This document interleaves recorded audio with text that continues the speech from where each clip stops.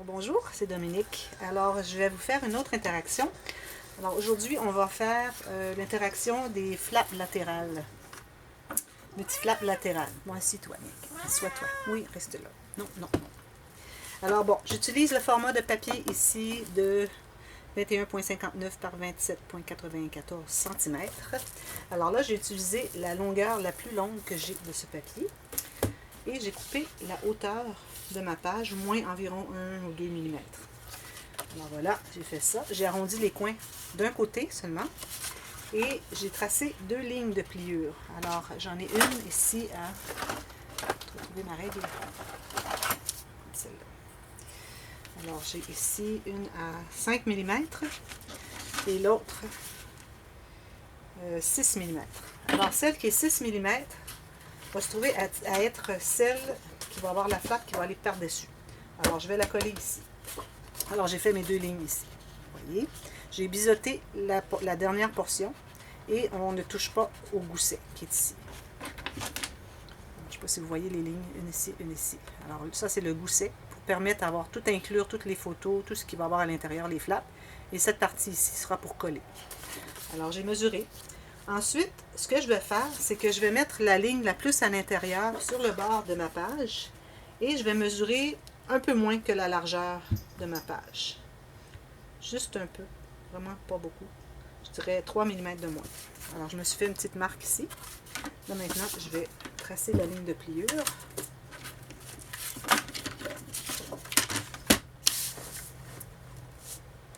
Ici. Ça. Oui. Voilà. Et ici, on aura une flappe supplémentaire. Okay. Alors, on va coller celle-ci pour commencer. Donc, maintenant, je vais plier les 2 flaps. Je vais coller, c'est celle qui se trouve être à l'extérieur. Celle qui va rabattre par-dessus l'autre. Celle qui est sur le dessus. Je la colle. Et je colle sur le bas. Je vais me laisser 1 mm sur le côté et je m'assure d'être bien centré et bien parallèle à ma page. Okay. Bien centré, ici à 1 mm du bord. Ici, c'est bien droit. Ici aussi. Voilà. Ok. Je vais y aller délicatement. Et encore là, j'utilise le papier plus épais. Papier cartonné plus épais. Voilà. Ensuite, l'autre, je vais faire les 2 plis aussi. Alors, vous pouvez faire de cette façon, les 2 plis. Et encore là, à partir du pli qui est à l'intérieur, okay, je vais aller sur le bord de la page et je vais faire une marque à l'intérieur de qui se contient à l'intérieur de ma page, environ 5 mm de moins. Alors, j'ai fait une marque ici. Je vais tracer la ligne de pliure.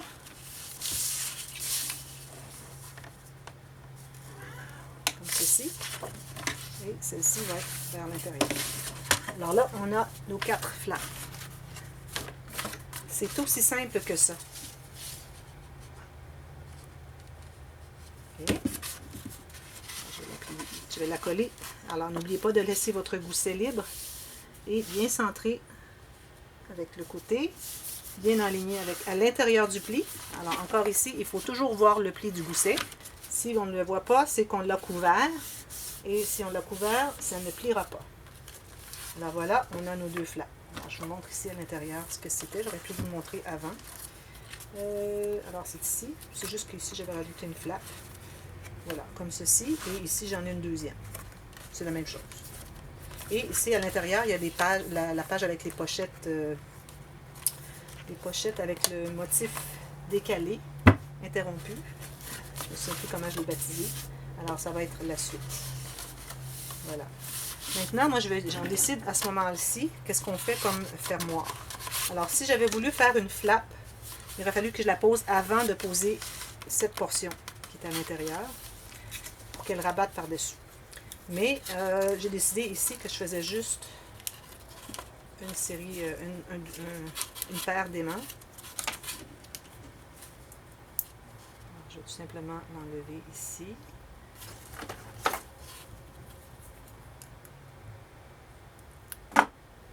Alors là, c'est important de toujours avoir vos pages qui sont vraiment avec le gousset perpendiculaire. Et ici, je recommande de toujours laisser au moins 1,5 cm, 1 cm d'espace ici, pour que quand vous allez mater ici, que ça soit bien collé autour. Okay? Et aussi, parce que je vais mettre une petite languette ici, une tirette, une languette. Alors, on s'assure que tout soit bien parallèle ensemble. Quand on a posé la deuxième ici, il fallait s'assurer que ce soit bien parallèle aussi. Alors là, j'ai posé mon aimant. Voilà. Et je vais me faire avec un petit morceau de papier quelconque, une chute, du scrap que j'ai. Je vais me faire une petite tirette, comme j'ai fait. Est-ce que je l'ai fait ici quelque part? Non, je n'en ai pas fait dans lui. Mais bon. Alors, je vais tout simplement plier un morceau de papier en deux. Je vais le coller ensemble. Une languette, à peu près ça de long, par environ 1/2 cm. Peut-être 1 cm qui soit collé 1/2 et qui dépasse 1/2. Il ne faut pas qu'il dépasse trop parce qu'on se trouve être à l'intérieur. Mais on a quand même l'espace. Okay? Je ne dirais pas plus que 4 mm qui ressort. Vous auriez pu faire l'ouverture de ce côté ici si vous voulez. Alors, vous allez tout simplement faire le contraire. Cette flappe ici serait posée de ce côté-ci. Et cette flappe qui se trouve être à l'intérieur parce que le gousset est plus petit serait de l'autre côté. Alors, celle qui est ici se rabattrait sur celle-là. Et on aurait la flappe ici. On peut faire les deux côtés. C'est comme on veut. Ensuite, ce que je vais faire, je vais vous faire dans ce tuto. Alors là, tout ce qui vous reste à faire, c'est mater le tout. Mais ici, pour ce qui est du centre, je vais vous faire la page avec les pochettes, multi-pochettes, avec le motif interrompu. Alors là, ce que je fais, je me trouve un morceau de carton qui est plus large que ma page.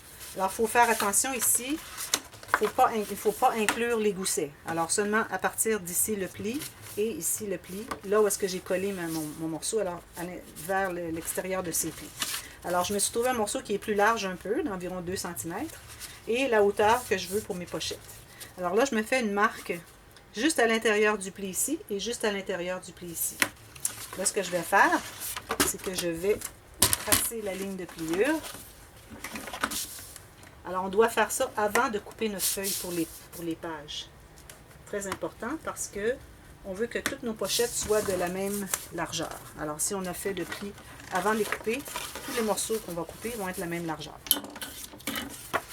Alors, ici, vous voyez, j'ai fait, c'était ma marque ici, et j'ai fait la marque ici. J'espère, je ne sais pas si vous voyez bien. J'essaie de mettre de tous les angles pour que vous trouviez une façon de le voir. OK? Alors là, moi, ce que j'aime faire, j'aime bien avoir une pochette plus petite dans le bas. Alors, je vais couper une à environ...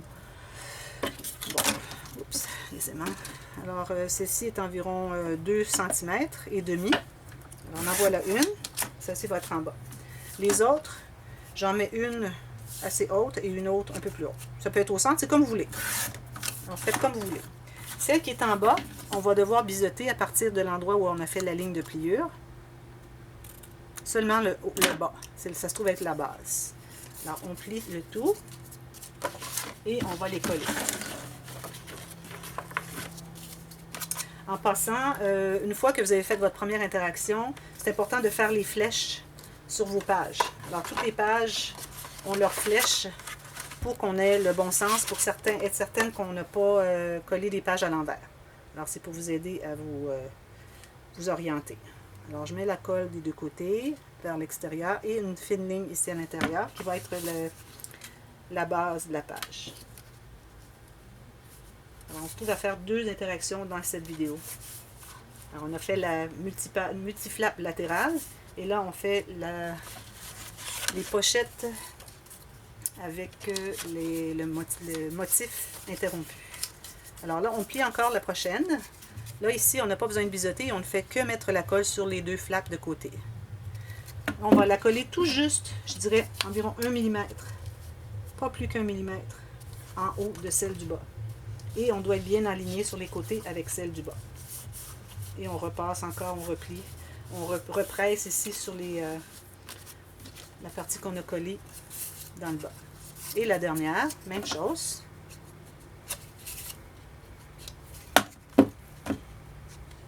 Comme ceci et ceci.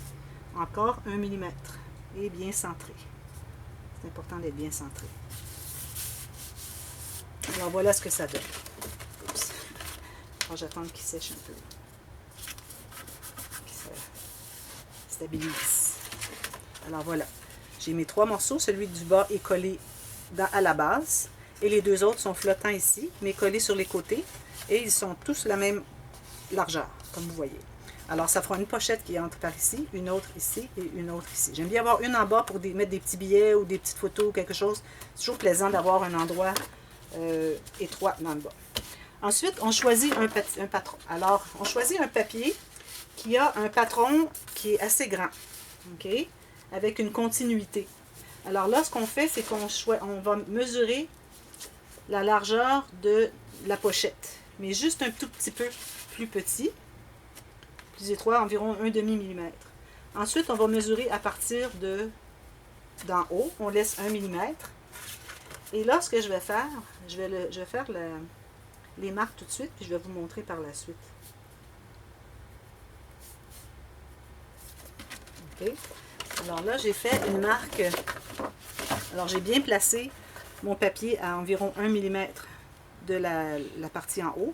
J'ai fait une marque environ 1 mm et demi en bas du bord de la pochette, du haut. J'ai fait la même chose sur la prochaine. Et la même chose sur la prochaine, environ 1 mm et demi. Oui, 1 mm et demi. 1, c'est pas suffisamment, et 2, c'est trop. Alors vraiment 1 mm et demi. Et celui-ci, juste à la base de l'autre, la dernière pochette qui est en bas. Alors là, je vais commencer par couper la largeur jusqu'à la longueur. Et j'aime bien en laisser un tout petit peu, juste au cas où je me sois trompée, et je dois ajouter un peu. OK. Maintenant, tout ce qu'on a à faire, c'est les couper. Alors là, je vais commencer par celle du haut, sur la ligne que je me suis tracée. Alors, celle-ci va être entrée à l'intérieur. Excusez. Ici. Alors, on vérifie si ça entre bien. Ça entre bien. Alors, ça va être collé ici, tout simplement. Je me suis trompée un petit peu. J'ai pas fait la bonne... j'ai 2 marques. Alors, celle du haut, j'avais oublié de la faire. Voilà. Alors, c'est la première du haut. Celle-ci est la première. Il faut vraiment faire attention pour ne pas mêler, pour que votre motif se continue. Vous voyez? Bon, alors, ça, c'est celle du haut qui va entrer à l'intérieur un tout petit peu, juste pour qu'on ne voit pas le rebord, et qui va être collée à 1 mm du bord. Alors, je vais la coller tout de suite.